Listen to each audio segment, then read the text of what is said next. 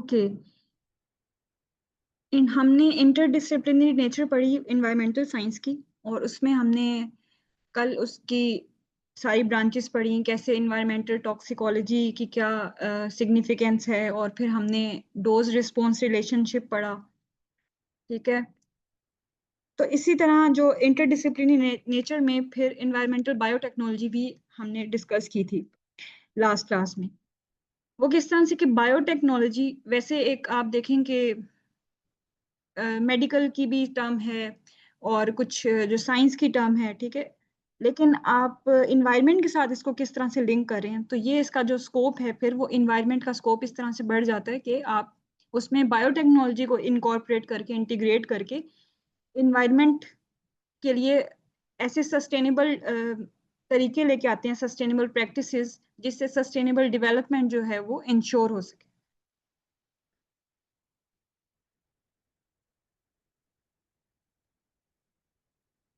ये यहाँ पे इसकी ये कुछ डेफिनेशन और आप लोगों की रीडिंग मटेरियल है।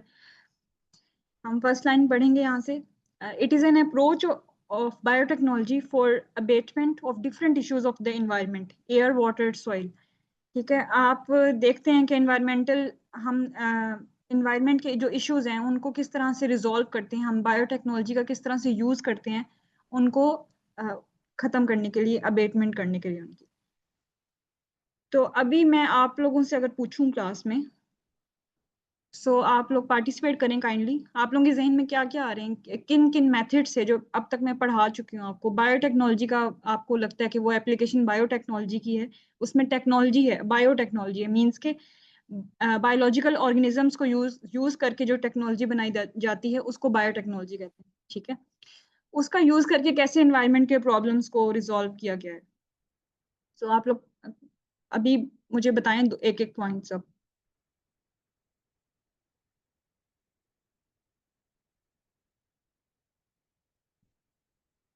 आप लोग अनम्यूट कर लें अपने आप को।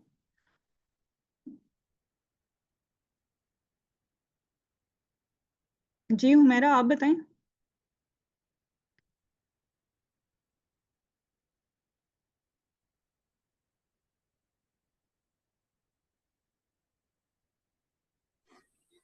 बस मेरे जहन में वो आ तो रहा है, मुझे उसका नाम नहीं आ रहा है। जैसे कि हमने वो पढ़ा था सेंसर्स का यूज करना और जीआईएस का यूज करना, रिमोट सेंसिंग वगैरह का यूज करके फार्मिंग के लिए, टू ठीक है, सी के कौन सा जो है इसमें प्रिसीजन फार्मिंग, प्रिसीजन फार्मिंग। इसमें इसमें कौन सा ऑर्गेनिज्म यूज हो रहा है, बायोलॉजिकल ऑर्गेनिज्म का यूज हो रहा है इसमें? नो मैम, इसमें टेक्नोलॉजी, जो टेक्नोलॉजी की मैंने बात नहीं की, बायोटेक्नोलॉजी। मैंने कहा बायोटेक्नोलॉजी का बताएं कोई।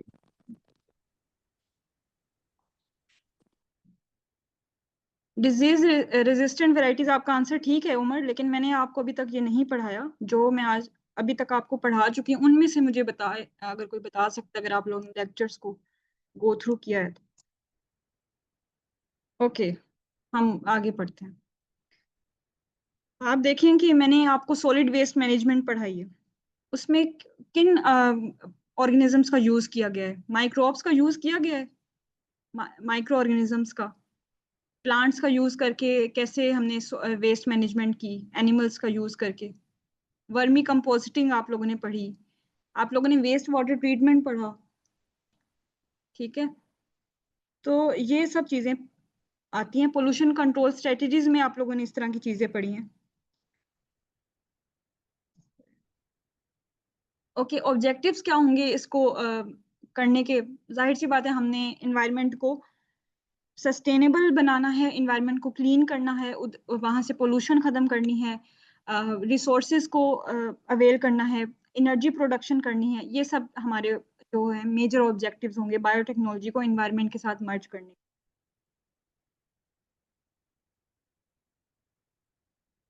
आप ये देखें, वेस्ट मैनेजमेंट यहाँ पे आई। सॉलिड वेस्ट मैनेजमेंट में हमने बायो रेमिडिएशन की, हमने फाइटो रेमिडिएशन की। ये क्या है, ये बायोटेक्नोलॉजी का यूज करके किया है, जिसमें ऑर्गेनिक फार्मिंग का आप बता सकते हैं। अगर हम इकोसिस्टम रिस्टोरेशन की बात करें, आप वहाँ पे ऑर्गेनिक फार्मिंग फार्मिंग का बता सकते हैं। जैसे आपने प्रिसीजन एग्रीकल्चर कहा है ना, प्रिसीजन एग्रीकल्चर में तो टेक्नोलॉजिकल टूल्स यूज हो रहे हैं, बट वो टूल्स जो कि लिविंग ऑर्गेनिज्म से रिलेट करते हैं उनको बायोटेक्नोलॉजी कहेंगे, उसकी मदद से जो टेक्नोलॉजी बनाएंगे। एक्सक्यूज मी मैम, जो जेनेटिकली मॉडिफाइड ऑर्गेनिजम्स हैं तो जी जी वो भी इसमें आएंगे? बिल्कुल, ये बिल्कुल इसमें आएंगे, वो हम आगे पढ़ते हैं। आज का हमारा लेक्चर जो है वो इसी पे है, ठीक है। ठीक। एनर्जी रिसोर्सेज में आप लोग इतनी जो है मेन एग्जांपल दे सकते हैं इसमें हम बायोमास। जब हमने बायोमास पढ़ा है उसमें उससे एनर्जी जो प्रोड्यूस कर रहे हैं, वहां पे क्या ऑर्गेनिज्म यूज हुआ है, उमर आप बताएं।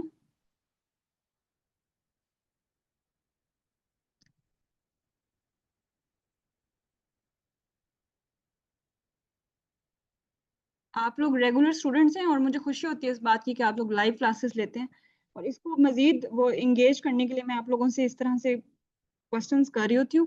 तो घबराना नहीं है, अगर नहीं भी आता इट्स ओके। माइक्रोब्स नहीं, माइक्रोब्स तो हाँ कहेंगे, प्रोसेस कहेंगे। मैंने ऑर्गेनिज्म का पूछा है, तो एनारोबिक बैक्टीरिया अगर आप लोगों को याद हो तो वो यूज हुआ है वहां पे, ठीक है। आप लोगों के पास जो क्वेश्चन है इस पे रिन्यूएबल एनर्जी रिसोर्सेज में बायोमास पे 2 बार सवाल आया हुआ है, वो यही आया है कि जो एनारोबिक डिग्रेडेशन है बायोमास की, उसके स्टेप्स आप लोगों ने बताने हैं। पेपर में ये क्वेश्चन आया हुआ है, ठीक है। आप लोगों ने अब आप लोगों को नहीं भूलेगा ये कि एनारोबिक, मैंने ऑर्गेनिज्म का पूछा है, तो वो तो स्टेप्स हैं, जाहिर सी बात है उसमें केमिकल्स भी यूज हो रहे हैं, 4 स्टेप्स हैं, ठीक है। आगे चलते हैं।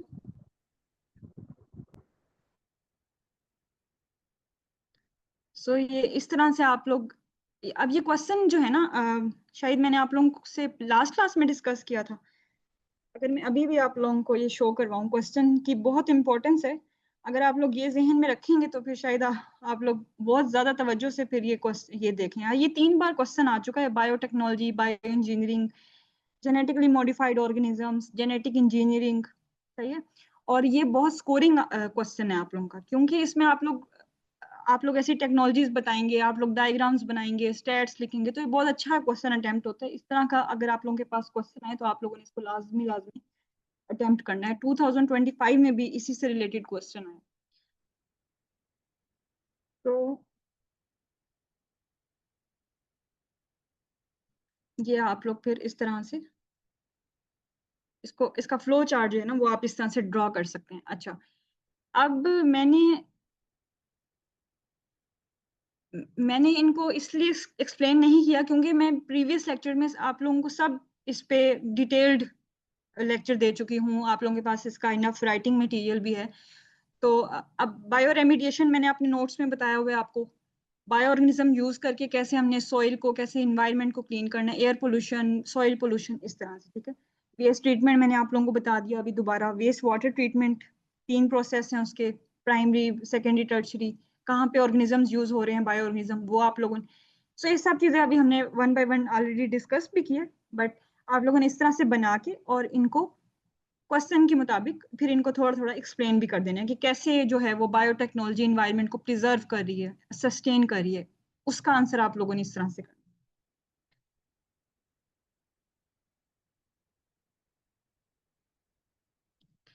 सो ये भी एक ग्राफिकल प्रेजेंटेशन है। अब देखें इस तरह की अगर आप लोग बनाएंगे ना फ्लो चार्ट्स वगैरह, ये इक्वली इंपॉर्टेंट आप लोगों की जनरल साइंस एंड एबिलिटी में भी है, क्योंकि वहां पे भी आपको देखें वहाँ 1.5 या 2 पेजेस का आप लोगों ने 5 मार्क्स का आंसर लिखना होता है। तो मुझसे किसी ने पूछा भी था कि किस तरह का फ्लो चार्ट बनाएं कि वो आप लोगों के पास वहां पे पैराग्राफ्स लिखने का टाइम नहीं होगा जीएसए के स्पेशली पेपर में। तो आप लोग ये कर सकते हैं कि जो भी आप फ्लो चार्ट बनाए ना वो सेल्फ एक्सप्लेनेटरी हो। ये ना हो कि जैसे आप लोगों ने लिख दिया इन्वायरमेंटल बायोटेक्नोलॉजी और यहाँ पे लिख दिया यूज ऑफ बायोसेंसर्स। आप यहाँ बताएं कि यूज ऑफ बायोसेंसर्स टू के साथ कि किस लिए उनको यूज किया जाए। फिर bio remediation of contaminated sites and waste water treatment too, ये तो चले सेल्फ एक्सप्लेनेटरी लग रहा है। तो आप लोगों ने ना इस तरह की चीजें बनानी है, आप लोगों का टाइम भी बचेगा और एग्जामिनर को पता लग जाएगा कि आप लोगों ने एक्सप्लेन किया है सही से। और ये काम आप लोग यहाँ पे भी कर सकते हैं एनवायरमेंटल साइंस में।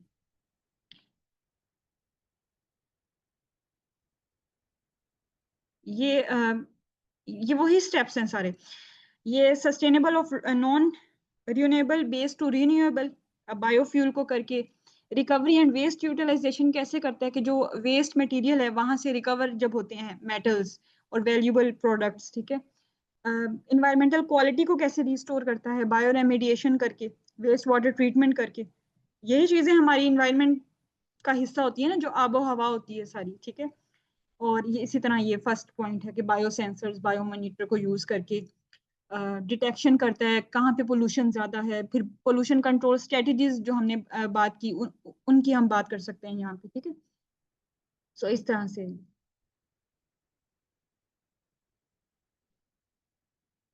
ओके। ये एप्लीकेशंस की ये मैंने आप लोगों को वैसे ही रीडिंग आप कह लें कि जैसे कुछ लोगों ने पैराग्राफ्स भी लिखने के लिए कुछ मटेरियल चाहिए होते हैं तो इसको एक्सप्लेन किया गया है, बस पढ़ लीजिएगा इसको। ये कुछ फैक्ट्स एंड फिगर्स है प्लास्टिक वेस्ट मैनेजमेंट में क्या रोल रहा। More than 350 million tonnes of plastic waste are generated annually, driving innovation in bioplastics and microbial solutions for plastic degradation, ठीक है। बायो एनर्जी है, फिर बायो मटेरियल्स हैं। Advancements include bio inks for organic, sorry ये organic है, मैं इसको ठीक कर दूंगी, printing and biodegradable polymers for medical implants. Global focus है इसका। सो ये क्लाइमेट चेंज को मिटिगेट करने के लिए। क्लाइमेट चेंज ये जो है क्लाइमेट रिलेटेड जो चीजें हैं ये आप कह लें कि पोल्यूशन कंट्रोल में आ जाती हैं, ग्रीन हाउस गैसेस कंट्रोल में आ जाती हैं, ठीक है।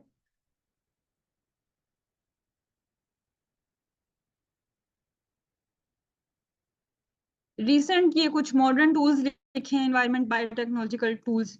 इसमें नैनो बायोटेक्नोलॉजी यूज की जाती है, नैनो पार्टिकल्स का यूज करके पॉल्यूटेंट्स को एयर से सॉइल से जितनी भी पोल्यूशन की टाइप्स हैं उनको कैप्चर किया जाता है। बायो इन्फॉर्मेटिक्स में हम एआई का लेवरेज लेते हैं, ठीक है। एआई को यूज करके मॉनिटर करते हैं कि कहाँ पोल्यूशन ज्यादा है और क्या सूरत हाल है पोल्यूशन की, ठीक है। यहाँ पे synthetic biology engineering microbes for pollution remediation and biofuel production. और ये CRISPR इसकी फुल फॉर्म में यहाँ पे लिखना भूल गई, बट आप ना भी याद कीजिएगा क्योंकि बहुत लंबी है, इसको बस इस तरह से भी आप लोग लिख सकते हैं। सो अब इसका यूज किया जा रहा है इको फ्रेंडली केमिकल के तौर पे, और editing microbial genomes to improve bioremediation capabilities and create eco friendly chemicals. So ये भी एक मॉडर्न टूल है। तो आप ये इस तरह ये एग्जाम्पल लाजमी दे सकते हैं, तो आप देखें कि उस एग्जामिनर को लगेगा कि आपका जो आंसर है वो मॉडर्न कंटेम्प्रेरी एरा का है और रेलिवेंस है उसकी, अब आपका अप टू डेट नॉलेज है इसमें। अच्छा फिर ना ये अब जो एप्लीकेशंस हैं आप इनको एडवांटेजेस भी कह सकते हैं, ठीक। तो मैंने अलग से एडवांटेजेस नहीं लिखे क्योंकि जो एप्लीकेशन और स्कोप है वही एडवांटेजेस होते हैं। इसके कुछ डिसएडवांटेजेस भी होते हैं, जैसा कि ये जितने भी प्रोसेस हैं ये कॉस्टली होते हैं, ठीक है। High cost developing and maintaining biotechnological system such as bioreactors और large scale bioremediation projects expensive हो सकते हैं। फिर कुछ जो प्रोसेस हैं वो स्लो भी हो सकते हैं, जैसे बायोरेमिडिएशन है वो often take longer to show results compared to chemical or mechanical methods, ठीक। limited sorry limited effectiveness है by microbial solutions may not work efficiently in environments with extreme conditions, जहाँ पे हाई टॉक्सिसिटी होगी, temperature high होगा, तो क्या पता वो सस्टेन ना कर सके वहां पे माइक्रोब्स, उनको एक ऑप्टिमम टेम्परेचर चाहिए अपने सर्वाइवल के लिए और वर्किंग कंडीशंस उनको चाहिए, ठीक है। कुछ अच्छा रिस्क ऑफ सेकेंडरी पोल्यूशन में हम देखेंगे जब हम जेनेटिकली मॉडिफाइड ऑर्गेनिजम्स बनाएंगे ना, तो वो एक हाइब्रिड ऑर्गेनिजम्स होते हैं उनमें, अब वो ज्यादा रेजिस्टेंट होंगे, ठीक है। तो वो जीन जेनेटिक पोल्यूशन भी कॉज कर सकते हैं। कैसे? जब वो ज्यादा रेजिस्टेंट होंगे और कोई ऐसा पेस्ट, कोई ऐसा जो हार्मफुल मटेरियल, आप कह रहे हैं पेस्ट का नाम दे लें यहाँ पे, अगर उसने उसके अगेंस्ट रेजिस्टेंस बना ली अपनी, तो वो सुपर वीड्स बन जाएंगे, ठीक है। तो यहाँ पे जो जीएमओ को बनाने का मकसद था वो खत्म हो गया। जैसे हम कहते हैं ना कि मेडिकल की फील्ड में हम कहते हैं कि अगर हम ज्यादा एंटीबैक्टीरियल ले लें, और कुछ एंटीबैक्टीरियल काम करना एक लेवल के बाद कम कर देती हैं, खत्म कर देती हैं, क्योंकि उनके जो बैक्टीरिया होगा जो कॉज कर रहा होगा, या फिर कोई ऐसा इन्फेक्शन, वो रेजिस्टेंस जनरेट कर लेता है उसके खिलाफ। तो इसी तरह प्लांट्स में होते हैं वीड्स या हर्ब्स कह लें, तो वो सुपर वीड्स बन जाती हैं। फिर दूसरा ये कि जब जो जीएमओ है वो लोकल जो स्पीशीज होती है ना, जो आपकी इंडिजिनस स्पीशी हैं, जो आपको खुद बगैर हाइब्रिडाइजेशन के, बगैर इस तरह से बन रही हैं, जेनेटिकली मॉडिफाइड करके बन रही है, उनको वो compete करते हैं, तो उनकी एक एक वो खत्म हो जाती है। ठीक है। फिर रेगुलेटरी एंड एथिकल कंसर्न्स भी हैं इसके। ये यही चीजें हैं जो जैसे मैंने जीएमओ का बताया। तो ये थोड़ा सा आप देखें कि एथिकल यहाँ पे इसलिए है कि प्लांट्स में तो चलें ये एथिकल नहीं होता, बट जैसे एनिमल स्पीशी आपने बायो में पढ़ा होगा, मैट्रिक एफएससी में हमने शीप का पढ़ा, तो उन्होंने शीप एक बनाई थी, क्लोन शीप, डोली जिसका नेम था। तो अगर यही चीजें फिर आप हायर एनिमल्स में या इस तरह से करने लग जाएं, तो ये एक एथिकल कंसर्न इससे राइज होता है।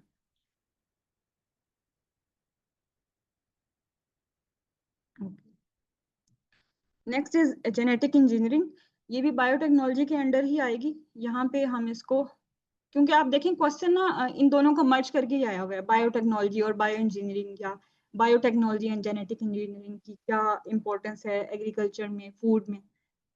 ओके, ये है इसकी डेफिनेशन कुछ यूं कि it involves altering the chemistry of genetic material. ठीक है, जेनेटिक मेकअप जो है वो जीन्स को वो अल्टर कर देता है, उनके स्ट्रक्चर उनको चेंज कर देता है, to introduce these into host organisms and thus change the phenotype of the host organism. Phenotype कहते हैं जो फिजिकल अपीयरेंस होती है, जीनोटाइप कहते हैं जेनेटिक मेकअप, जो जीन्स वगैरह होते हैं किसी भी ऑर्गेनिज्म। तो ये इस तरह से काम करता है। अगर एक अच्छा प्लांट है, हेल्दी प्लांट है, या उसके अंदर बहुत अच्छे जीन्स हैं जो कि हम चाह रहे हैं कि दूसरे प्लांट में भी वो जीन्स आ जाएं। अगर किसी प्लांट की पे कोई प्लांट या पेस्ट अटैक नहीं कर सकता, ठीक है, तो हम देखेंगे कि उसमें ऐसा क्या है कि इसकी इतनी अच्छी रेजिस्टेंस है, तो हम उसका वो जीन उठा के अपने रिक्वायर्ड प्लांट में, जिसकी हम चाहते हैं कि इसकी यील्ड अच्छी हो जाए, ये अच्छा हो जाए, तो हम उसके अंदर उसको इनकॉर्पोरेट कर लेंगे। तो इस चीज को, एक जीन को उठा के दूसरे जीन में इनकॉर्पोरेट करना, उस और जिसमें वो करेगा वो होस्ट होगा, और जिससे वो लेगा वो उसका रिक्वायर्ड जीन होगा, जीन ऑफ इंटरेस्ट होगा। ठीक है, इस मतलब इस प्रोसेस को आप सिंपल वे में जेनेटिक इंजीनियरिंग कह सकते हैं। आगे हम इसको मजीद वन बाय वन डिटेल में देखते हैं। ओके, जो जेनेटिक इंजीनियरिंग होती है, इसमें जो टेक्नोलॉजी यूज होती है वो रिकम्बिनेंट डीएनए टेक्नोलॉजी यूज होती है। रिकम्बिनेंट डीएनए क्या होता है, सिंपलर वे में आप ये समझें कि जो एक ऑर्गेनिज्म है जिसका हमें डीएनए पसंद है, हम वो लेंगे, और जो एक वेक्टर हमने लिया, ठीक है, और वेक्टर यहाँ पे एक ऐसा ऑर्गेनिज्म होता है जो उसको कैरी करके होस्ट ऑर्गेनिज्म में इनकॉर्पोरेट करेगा। ओके, मैं आप लोगों को ना ये डायग्राम से समझाती हूँ ताकि आप लोगों को सही से समझ आ सके कि मैं क्या बोल रही हूँ, अगर किसी ने ये चीजें नहीं पढ़ी हैं। ओके, आप ये देखें, जीन ऑफ इंटरेस्ट, आप नेम से ही शो हो रहा है कि इस जीन में हमें इंटरेस्ट है, कि ये हम चाह रहे हैं कि अपनी क्रॉप में, अपने प्लांट में इनकॉर्पोरेट करके इसके रिजल्ट लें। अब ये जो टी प्लाज्मिड है ना, आप इसको वेक्टर, वेक्टर का नेम है। ये वेक्टर क्या होता है, जो अगर हम इसमें वेक्टर इसमें इनकॉर्पोरेट करेंगे ना, तो ये वेक्टर जाके फिर एक बैक्टीरिया में हम उसको इनकॉर्पोरेट करेंगे, और बैक्टीरिया की हम कल्चर कराएंगे, उसका ज्यादा सारे वो प्रोड्यूस हो जाएंगे, और फिर हम उसको एक जो प्लांट होता है ना उसमें इनकॉर्पोरेट करेंगे। तो ये सिंपल इस तरह नहीं होता कि जीन ऑफ इंटरेस्ट लिया और हमने जाके प्लांट में लगा दिया, इस तरह नहीं होगा। इसके लिए ना वेक्टर्स चाहिए होते हैं हमें, आपको एक वेक्टर्स आप कह लें टूल हैं to carry that gene of interest. ठीक है, अब हम ये बेसिकली जब कैरियर हैं, कैरियर्स कैरियर हैं, हूँ। हाँ जी बिल्कुल कैरियर्स हैं।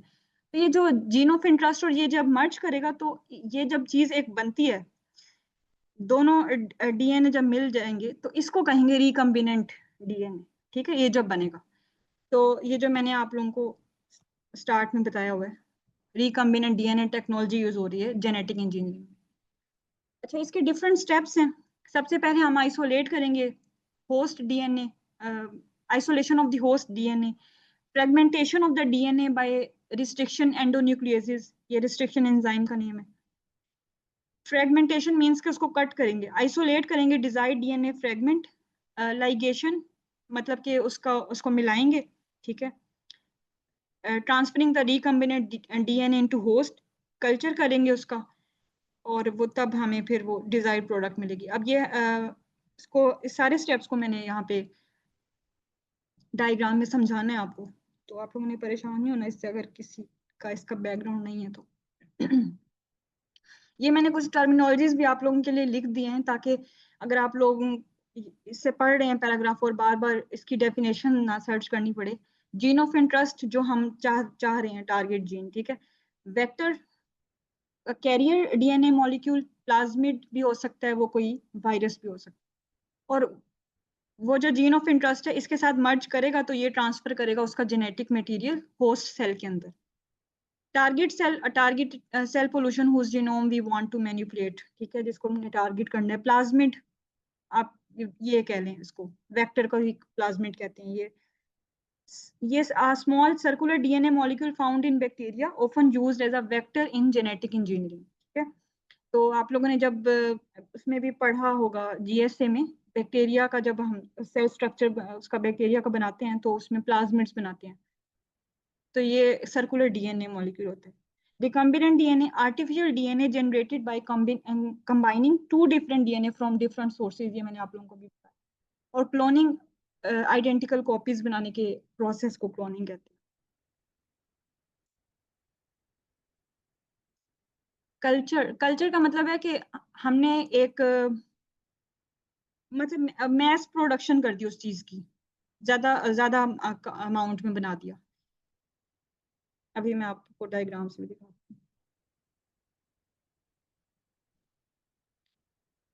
यहाँ से समझेगा, पहला स्टेप ये हो गया, जीन ऑफ इंटरेस्ट को हमने वेक्टर के साथ मर्ज किया, जब ये रिकम्बिनेंट डीएनए बन गया। अच्छा, इसमें डिफरेंट एंजाइम्स भी यूज हो रहे हैं बहुत चीज, लेकिन आप लोगों को ये जेनेटिक का पेपर नहीं है तो आप लोगों ने बहुत डीप नहीं जाना। आप इस तरह से सिंपल वे में भी इसको प्रेजेंट करेंगे, आपको अच्छे मार्क्स ही मिलेंगे इसमें। अब इसको हमने एग्रोबैक्टीरियम, अच्छा एग्रोबैक्टीरियम क्या है, इसकी क्या इंपॉर्टेंस है। ये एक सॉइल बैक्टीरिया है, ठीक है, सॉइल बैक्टीरियम। और इसका उसमें प्लांट्स में बहुत ज्यादा इसकी सिग्निफिकेंस है, क्योंकि इजीली ना मैनिपुलेट हो जाता है, और इजीली ट्रांसफर कर देता है डीएनए को, जो हमें रिक्वायर्ड चीज होती है डीएनए। इसको इस बैक्टीरिया में जब इस रिकम्बिनेंट डीएनए को मर्ज करेंगे, फिर इसका, अब देखें ये जो बैक्टीरिया है, बैक्टीरिया की क्या क्वालिटी होती है, वो सेल्फ रेप्लिकेट करते हैं और बहुत एक्सपोनेंशियल लेवल पे करते हैं। तो हम इसलिए बैक्टीरिया को यूज करते हैं किसी भी चीज को आगे करने के लिए, जीन को ट्रांसफर करने के लिए। अब ये सिंगल एक एग्रोबैक्टीरियम है। अब हम इसको जाके सिर्फ एक प्लांट में तो नहीं ना लगाएंगे, क्या पता वो सरवाइव करे ना करे, तो हम इसका कल्चर करेंगे, मीन्स को इसको ज्यादा अमाउंट में प्रोड्यूस करेंगे, एक मीडिया देंगे स्पेसिफिक कंडीशंस वगैरह। तो ये लैब में प्रोसेस होगा, इसको कल्चर करेंगे और फिर इसको इनकॉर्पोरेट कर देंगे। जब एक प्लांट हमें हासिल हो गया, जिसको हमने आप कह लें हाइब्रिड बना लिया, जेनेटिकली मॉडिफाइड कर लिया, अब इसको सिर्फ एक को नहीं लगाएंगे। अब इसका यही चीज है कि आप एक और टेक्नोलॉजी को यहाँ पे देखेंगे, इसे हम टिश्यू कल्चर करेंगे। टिश्यू कल्चर में क्या होता है, इस प्लांट के कुछ सेल्स ले लिया हमने और उनको स्पेसिफिक कंडीशंस दे के टेस्ट ट्यूब्स में हमने उनको लगाया। तो कॉम्बिनेशन ऑफ सेल्स, जब वो मैस ऑफ सेल को क्या कहेंगे, टिश्यू कहेंगे, तो उसके टिश्यूज प्रोड्यूस होंगे और उसी टेस्ट ट्यूब के अंदर पूरा प्लांट, छोटा सा पूरा प्लांट ग्रो कर जाता है। और उस पूरे प्लांट को अगर हम उठा के उसमें फील्ड्स में लगाएं, सॉइल में लगाएं, तो वो पूरा एक ट्री बन जाएगा। तो इसको टिश्यू कल्चर कहते हैं। तो अब ये देखें कि यहाँ यहाँ तक भी जो साइंस है उसने यहाँ तक भी प्रोग्रेस कर ली है कि आप छोटी सी टेस्ट ट्यूब में भी एक पूरा प्लांट ग्रो कर सकते हैं।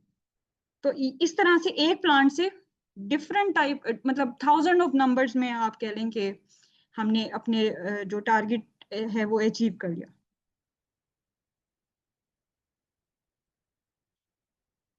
ये सी के प्रोसेस हैं, आप लोगों ने ये लिखने हैं लाजमी अगर वो आपसे जेनेटिक इंजीनियरिंग का पूछे। Gene of interest selection is the first and very crucial step. Okay, ठीक है। जैसे मैंने आप लोगों को बताया, ये बस इसकी एक्सप्लेनेशन है। फिर सेकंड होगा isolation of gene of interest. यहाँ पे देखें, ये जीन ऑफ इंटरेस्ट है, यहाँ से हमने इसको आइसोलेट किया। ये प्लाज्मिड है बैक्टीरिया का, स्मॉल सर्कुलर डीएनए। इसकी रिस्ट्रिक्शन एंजाइम से इसकी डाइजेशन करवाई, ठीक है। यहाँ पे जो जीन ऑफ इंटरेस्ट है यहाँ पे इनकॉर्पोरेट कराया, ठीक है। फिर कुछ एंजाइम होते हैं जो कि इनको बाइंड भी करते हैं, वो तो उन एंजाइम का आपको नाम लिखने की जरूरत नहीं है।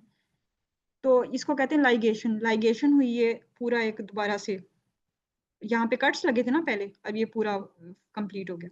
फिर इसको एग्रोबैक्टीरियम में, या सिर्फ एग्रोबैक्टीरियम ही, और भी ले सकते हैं लेकिन प्लांट्स में काफी सक्सेसफुल हैं तो हम एग्रोबैक्टीरियम लेते हैं। ये एक बैक्टीरिया का नेम है, ठीक है।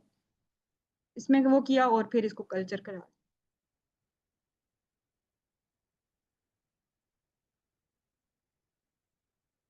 मतलब सिंपल उसी की एक्सप्लेनेशन है जो अभी मैंने आप लोगों को चीजें करवाई हैं।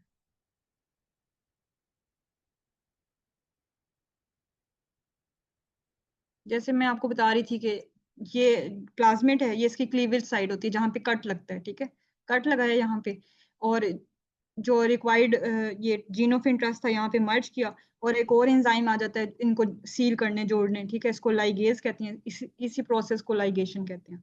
जो मैंने शुरू में स्टेप्स लिखे थे ना, वो यहाँ से आप लोगों को इजीली समझ आ जाएंगे। एक्सक्यूज मी मैम, ये जो पिछली वाली स्लाइड है, जी इसमें जी। वो आई थिंक वो लिखा हुआ है डीएनए के वो जो होते हैं ग्लूकोज, मतलब जी सी और सी जी, ये लिखे हुए हैं ना फर्स्ट वाले में, इससे पिछली वाली स्लाइड में।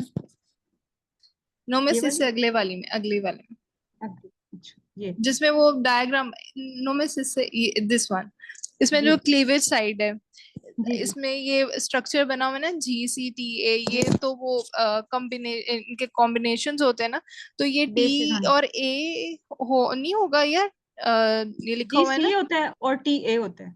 जी सी, जी मिस, हाँ गवा। जो तीसरे वाला है उसमें टी सी लिखा हुआ है ना, इसलिए मैं पूछ रही हूँ कि ये टी ए होगा या टी सी होगा। हाँ हाँ, ये मुझे अब देखें, इसने यहाँ पे एडेनिन किया, यहाँ पे थाइमिन किया।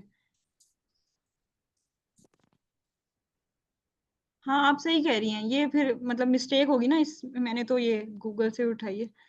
जी C, C G, C T N T A, यहाँ पे एक मिस्टेक है। एडेनिन, यस हाँ जी, यहाँ यस। पे ए होगा, ठीक है, क्योंकि सिमिलर इनके कॉम्बिनेशन बनते हैं। ये टी ए होगा यहाँ पे, ठीक है। ओके बस। Thank you Humaira. Okay,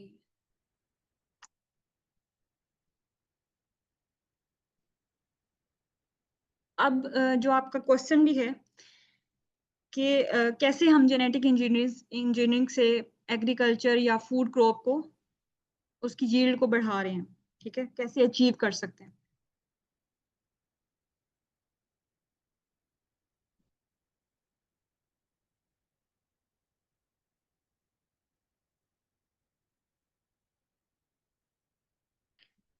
So herbicidal drought and viral resistance can now be introduced in plants to improve their growth. For instance, genetically altered wheat, आप इसको GMO कह सकते हैं, ठीक है। Rice and other crops are available in market with high water retention capacity and osmotic balance. जब इन plants में जब ये shrink नहीं करेंगे या फिर ये मुरझाएंगे नहीं, एक आप ये सिंपल वे में समझें अगर, कि इनका ऑस्मोटिक बैलेंस बरकरार रहेगा, इनमें जो वाटर रिटेंशन है वो सही रहेगी कि ड्राई कंडीशंस में भी सरवाइव कर सकें। तो इनको इस तरह से मॉडिफाई किया है या अल्टर किया गया है, इस तरह के स्पेसिफिक जीन्स इनमें इंट्रोड्यूस कर। तो आप देखें कि जो फार्मर्स हैं या फिर ऑन दी होल आप स्टेट को या किसी कंट्री को उस क्रॉप का नुकसान नहीं होगा, उसकी कम प्रोडक्शन नहीं होगी, इवन इसकी यील्ड बढ़ेगी, यहाँ तक कि वो इंपोर्ट भी कर सकती है वो स्पेसिफिक चीज। तो इस तरह से ये फायदा होता है इकोनॉमिकली।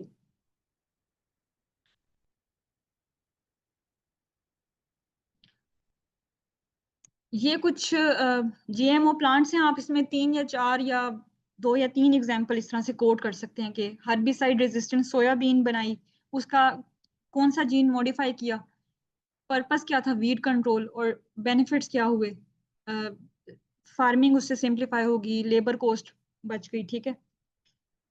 ड्राउट टॉलरेंट मेज बनाया, फिर virus resistant papaya, nitrogen fixing rice. So बस आप ये इस तरह से ना चार्ट भी बना सकते हैं इसका, इसको एक्सप्लेन ना करें, ये पूरा सेल्फ एक्सप्लेनेटरी ही है, ठीक है। अच्छा, अब आते हैं जो मेन चीज़ है आप लोगों की, जब आप लोगों ने एग्रीकल्चर या प्लांट की बात होगी, ये एग्जाम्पल आप लोगों ने लाजमी कोट करनी है, वो भी आप कर दें और इसको एक्सप्लेन कर दें, ठीक है।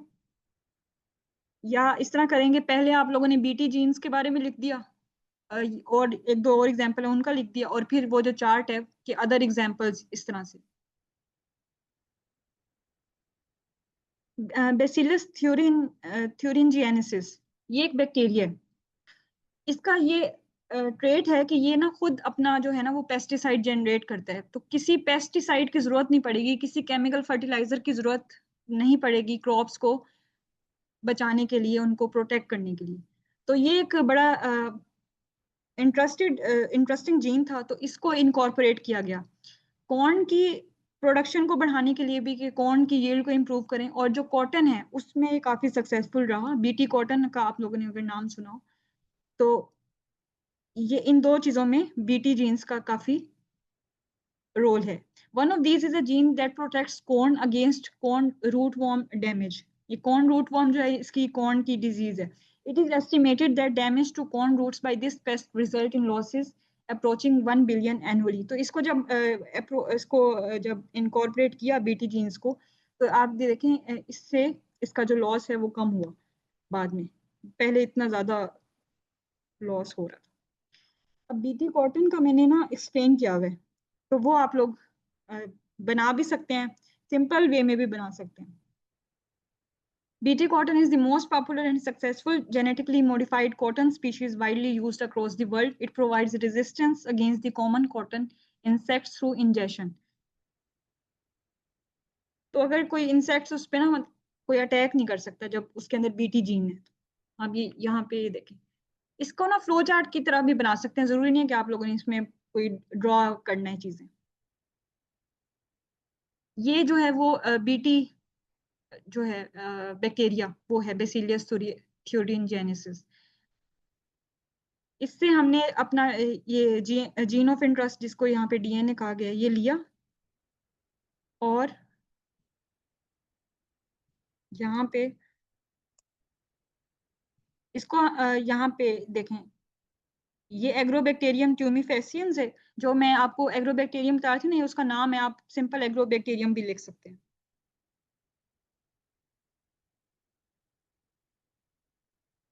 प्लाज्मिड इज कट, जैसे हमने पीछे पढ़ा के उसमें जीन ऑफ इंटरेस्ट अपना डाला, ठीक है।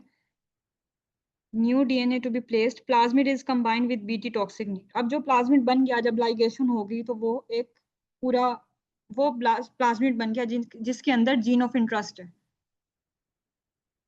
अब इसके बाद ये जो प्लाज्मिड है, या इसको अब हम क्या कहेंगे, रिकम्बिनेंट डीएनए, ठीक है। ये हमने कर दिया किसमें ट्रांसफर, ये वही है जो हमने पीछे चार्ट देखा है ना, अपना डायग्राम देखिए, ये वही स्टेप है सारे।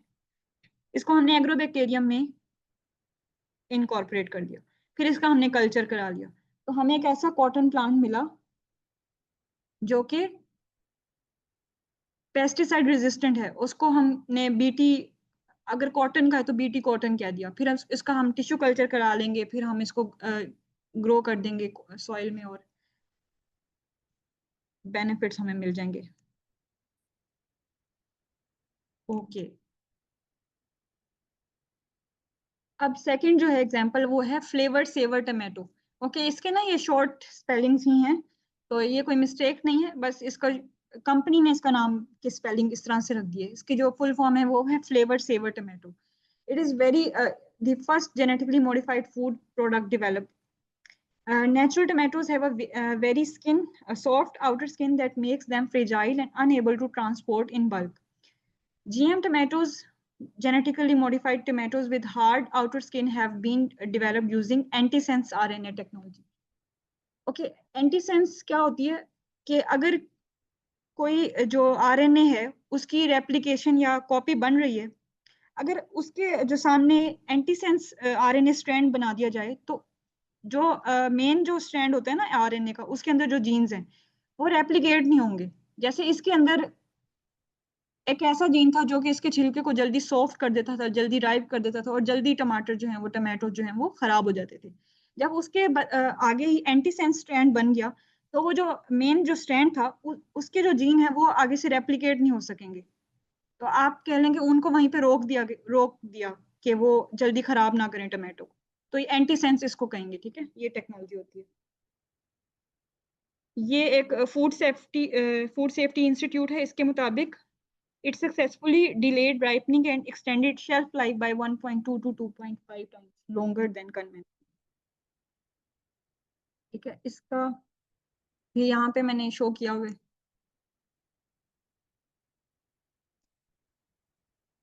बनाना चाहें तो आप लोगों ने खुद उसको टाइम मैनेज करना है। अगर इतना सिर्फ इस पे ही ज्यादा फोकस हो, जेनेटिक इंजीनियरिंग क्रॉप्स प्लांट्स पे, तो आप बीटी कॉटन और इस दोनों की ये बना सकते हैं।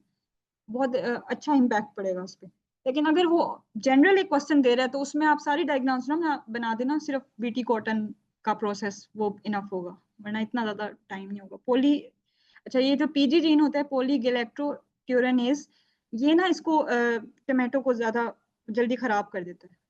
तो इसके लिए हम एंटीसेंस टेक्नोलॉजी यूज करेंगे। अब ये जो ट्रांसजेनिक टमाटो है ये सेंस एमआरएनए है, जिसके अंदर ये वाले पीजी जीन है जो इसको रेप्लिकेट करेंगे और आगे शो होंगे, और ये जो जीन्स हैं ये जाके टमाटो को खराब करते हैं। जब इसके बदले में हम एंटीसेंस एमआरएनए बना देते हैं, मैसेंजर आरएनए, और ये कॉम्प्लीमेंट्री मैसेंजर आरएनए बन गया, तो इसके अंदर ये जो जो जीन्स है ना ये आगे इसमें नहीं होंगे, ये एंटीसेंस को रोक लेगा।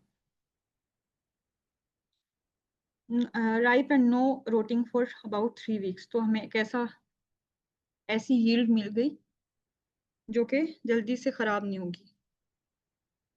और ये आप ऊपर देखें, नॉर्मल टमाटो था, इसमें नॉर्मल मैसेंजर आरएनए सेंसिंग हुई, प्रोटीन बना, और उससे फिर वो प्रोटीन जब इसमें है और इसमें रोटिंग जल्दी हो रही है ड्यू टू पीजी। पीजी इस जीन का नेम, एक्सक्यूज मी एंजाइम का मिस, नेम है।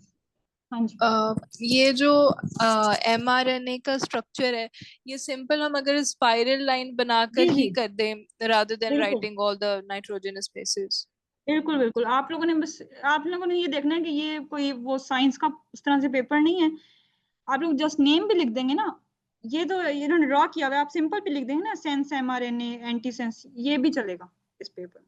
सो ओके लेकिन मिस। आप वो बना देंगे तो ये ज्यादा अपीलिंग भी लगता है। जो डीएनए का जो हेलिकल स्ट्रक्चर होता है आप बना सकती हैं आरएनए सिंगल स्ट्रैंड।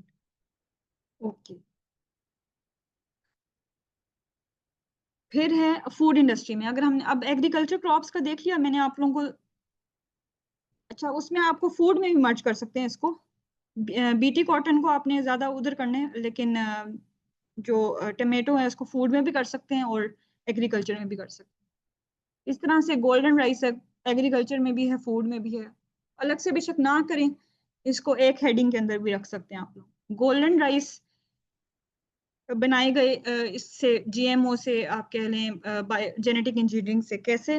अच्छा, अब इसकी सबसे पहले कि इसको बनाने की जरूरत क्यों पेश आई और इसकी सिग्निफिकेंस क्या है। जो विटामिन ए की डेफिशिएंसी थी देखी गई, और इसका मैं स्टेट ऐड कर दूंगी यहाँ पे, क्योंकि मैंने जब बना रही थी मैंने कहा मैं ऐड करूंगी बट मैं भूल गई। सो ये आप लोगों को भेजने से पहले मैं इसका स्टेट ऐड कर देती। विटामिन ए की डेफिशिएंसी वर्ल्ड वाइड देखने को मिली गई, तो इस तरह के साइंटिस्ट ने राइस बनाए जिनके अंदर बीटा कैरोटीन है। अब जो बीटा कैरोटीन है ये विजन के लिए बड़ा अच्छा है, और ये प्रीकर्सर है विटामिन ए का। विटामिन ए जो है वो आपको पता है कि विजन के लिए अच्छा होता है, तो इसको इनकॉर्पोरेट किया गया राइस की उसमें क्रॉप्स में, यील्ड में। और गोल्डन राइस बनाए गए। GMO version contains pro vitamin A gene from the मेज एंड पेंटोया एनेंथेसिस। सो बस आप ये सिंपल लिख सकते हैं, ये लाइन आप ना भी लिखें अगर आपको ना याद रहे। फिर आप लोगों ने ये जो हाईलाइटेड लाइन है ना, ये लाजमी मेंशन करनी है, और इसकी सिग्निफिकेंस और जो मैं स्टैट बताऊंगी यहाँ पे वो। फिर इसी तरह से आप ये फूड में ना यहाँ पे इस तरह का चार्ट बना सकते हैं। कोई भी 3 आप लोगों को जो आसान लगे वो आप लोग लिख लें, ये इनफ होगा। अच्छा, मैंने जैसे आपको बताया था एग्रीकल्चर में सिर्फ क्रॉप्स नहीं आती, एनिमल्स भी आते हैं, लाइव स्टॉक भी आते हैं। तो एनिमल हस्बेंड्री में इसका भी काम है। इसने इन्हांस की एनिमल ट्रेड्स को, हेल्थ को। तो आप लोग ये सिंपल सी चीजें लिख सकते हैं। फिर ये यहीं से इसी तरह 2-3 एग्जाम्पल सालमन की लिख दीजिएगा। Transgenic goats,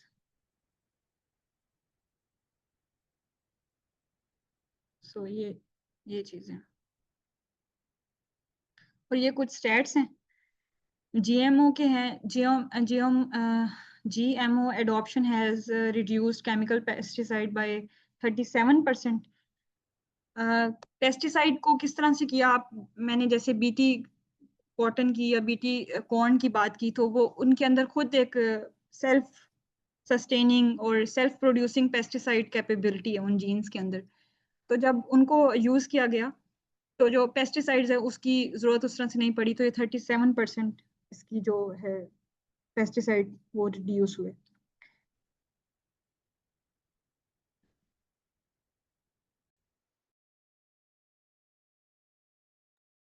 High yielding GMO crops can play a role in the meeting projected 50% increasing global food production। तो ये आप स्टेट आराम से फूड में यूज कर सकते हैं कि फूड प्रोडक्शन को GMO ने कितना बढ़ाया है, और ये मैंने यहाँ पे इसका सोर्स भी लिख दिया है। फिर इसी तरह गोल्डन राइस का लिखें आप। तो चाइना में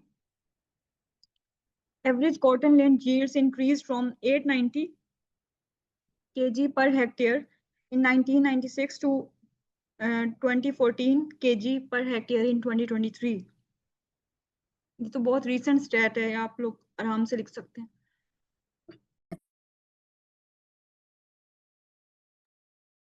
सॉरी क्लास। तो ये बीटी कॉटन में, एग्रीकल्चर में, तो ये आप लोग सारे इस तरह के स्टैट्स लिख सकते हैं यहाँ पे।